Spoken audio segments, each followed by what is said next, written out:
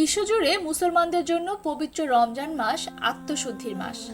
প্রতি বছর নির্দিষ্ট সময়ে এই মাস আসে এবং ধর্মপ্রাণ মুসলমানরা 29 কিংবা 30 দিন সিয়াম সাধনা করে থাকেন। তবে 2030 সাল একটি বিশেষ বছর হতে যাচ্ছে, কারণ সে বছর মুসলমানদের জন্য 2টি রমজান মাস আসবে এবং 3টি ঈদ উদযাপন করার সুযোগ তৈরি হবে। চন্দ্রপঞ্জিকার হিসেব অনুযায়ী চন্দ্র বছর সাধারণত 10 বা 11 দিন কম হয় ইংরেজি বছরের তুলনায়। এই পার্থক্যের কারণে প্রতি কয়েক বছর পর পর রমজান মাস ইংরেজি বছরের ভিন্ন সময়ে চলে আসে।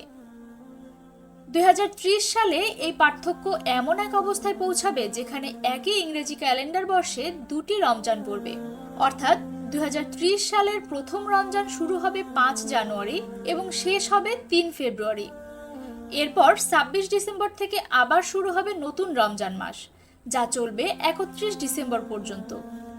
এর ফলে 2030 সালে মুসলমানরা মোট 36টি রোজা পালন করবে। সাধারণত এক বছরে একটি রমজান ও 2টি ঈদ পালন করা হলেও 2030 সালে 2টি রমজান মাস থাকার কারণে মুসলিম বিশ্ব 3টি ঈদ উদযাপন করবে। চন্দ্র বিশেষজ্ঞরা বলেছেন, চন্দ্র মাসের গণনার ফলে এই বিরল ঘটনা ঘটতে যাচ্ছে। দুবাই অ্যাস্ট্রোনমি গ্রুপের chief executive officer Hasan Ahmed Al Hariri এবং সৌদি আরব বিশ্ববিদ্যালয়ের ভূগোল বিভাগের জলবায়ু অধ্যাপক ডক্টর আব্দুল্লাহ আল মুসনাদ বিষয়টি নিশ্চিত করেছেন। গ্লোবাল ইসলামিক ক্যালেন্ডারেও এই তথ্যের সত্যতা পাওয়া গেছে। এমন একটি বিরল বছরের জন্য ইতোমধ্যেই অনেক মুসলিম উম্মাহ আগ্রহী হয়ে উঠেছে।